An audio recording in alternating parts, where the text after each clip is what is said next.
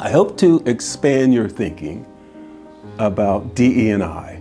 There is a flaw in diversity, equity, and inclusion as we know it. Understand that equity has a trilogy, and there are three components to that trilogy. We know two of them, diversity and inclusion. And I'm convinced that the greatest shortcoming of DE&I has been its inability to see cultural competency beyond diversity and inclusion. And it is.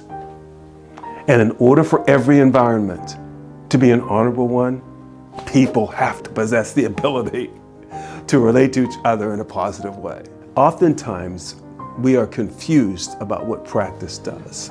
What people do over and over and over again doesn't necessarily make perfect. What doing things over and over and over again truly does is make permanent.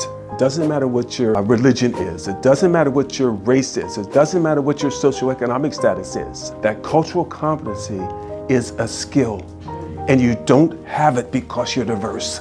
So how do we begin to develop the skill set that allows us to develop our country as a full, high-performing country, to develop our communities as high-performing communities, to develop our schools as high-performing schools? How do we begin to understand the skill set necessary to do that? The basics of being culturally competent, the basic of having the ability to relate to people that are different than you in a positive way is wrapped up in these four A's. If your interaction allows people to feel accepted, acknowledged, appreciated, and paid attention to, it's going to not only enhance the relationship, but it's going to make them feel that this is where they want to be.